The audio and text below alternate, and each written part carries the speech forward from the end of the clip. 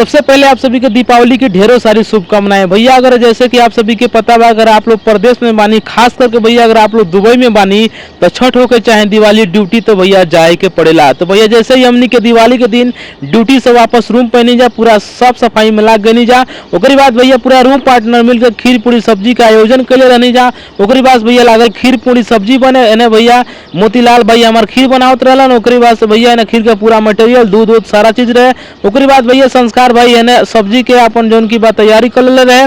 ओकरे बाद भैया लगलन सतीश भाई पूड़ी बेल के भैया एकदम फेंकात रहे, एकदम मैं दूगो फ्राई पैन लागत रहे। है भाई है तूफानी भाई है भाई हमार गुडू भाई, दोनों जना मिल के एकदम पूड़ी निकालते रहे। ओकरी बाद से लागल कुल सब्जी का मटेरियल काटे और है भाई रहे नेपालिया लागल भैया आलू छीले, खास करके विष्णु नाम है भैया। ओकरी बाद हमनी के लगनी जाए रूम के डेकोरेशन करे। रूम के डेकोरेशन भैया लागल होके ओकरी बाद आप देख सकता नहीं एकदम मंदिर के टाइम लगनी बनावे हम। ओकरी बाद से तरह राम सजीवन भाई 1 घंटा से फुलाना फुलावत रहेंगे से फुलवे ना फुलत रहे भैया 1 घंटा में थोड़ा सा फुलाना फुला। ओकरी बाद भैया हमनी के रूम में ढूक नहीं जाए, लगनी डेकोरेशन करे हम और जावेद भाई।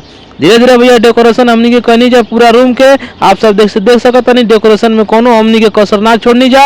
ओकरी बाद भैया शुभ दीपावली के जोन भी भैया आए रहे हैप्पी दीपावली के स्टिकर लगनी जा बनावे। ओकरी बाद है संस्कार भाई लागल अपन मंदिर के जोन भी सजावट बा करे, डेकोरेशन करे। ओकरी बाद धीरे धीरे भैया मंदिर के डेकोरेशन भइल। ओकरी बाद भैया हमनी के हैप्पी दिवाली जोन बा की पूरा स्टिकर हमनी के रेडी हो गए। ओकरी बाद से चल गनी भैया गेट पे हमनी के लगावे। तो भैया देख सकता नहीं कि हमनी के गेट पे लगाओ तो नहीं जाए और है भाई फुलाना फुला तो गाड़ियाँ फट गई रहे। ओकर बाद भैया पूरा डेकोरेशन हमनी के रेडी भइल, देख सकता नहीं कितना झगझगात रहे। ओकर बाद से मारे पोज पे पोज मारत है नेपालिया रूम में भैया हमनी के फुलावना के एकदम ढेर लाग गए। ओकर बाद से मंदिर सजाओ जाके एकदम डेकोरेशन से एकदम तैयार रहे, एकदम जगजगाए लगल हमनी के रूम, आप सब देख सकता नहीं। ओकरी बाद से भैया है तो आ गए हमार शिवा भाई लगन भैया प्रसादी खा के ब्लॉग में हाय बाय बोले।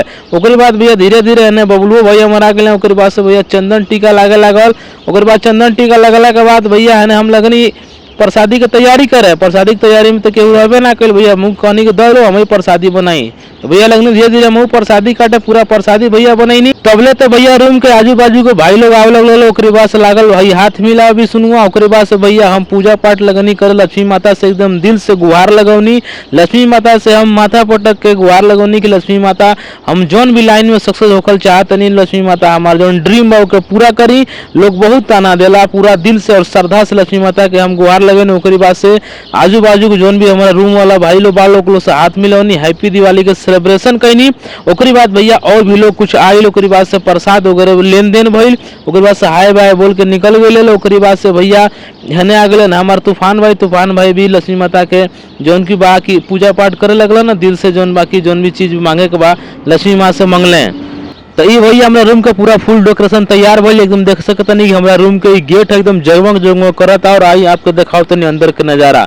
तो ये भैया हमारा रूम के अंदर का नज़ारा जो उनकी एकदम पूरा एकदम झूमर से एकदम एक झुमा दिल रहनी जा, पूरा फुलौना लगा के एकदम तैयार कर ले। एकदम बहुत मेहनत लगा रहे। ओकरी बाद से लक्ष्मी माता के मंदिर है, आप सब देखत नहीं कैसे सजाल गइल बा। ओकरी बाद से भैया प्रसाद के वितरण होके लागल हमार संस्कार भाई प्रसाद बाटे।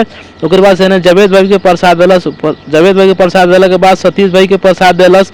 प्रसाद दिला के बाद ओकरी बाद से चल गए भैया विष्णुआ के प्रसाद दिलस नेपालिया के। ओकर बाद से प्रसाद वितरित कैला के बाद लगनी जे भैया हमनी के बैठ के खाना खाए जौन की पूरा रूम भर के पूरा पटना सारा रूम के खाना एक में ही बना रहे भैया खीर पूरी सब्जी। तो लगनी भैया हम खीर पूरी सब्जी चलावे, आप सब देख सकता नहीं।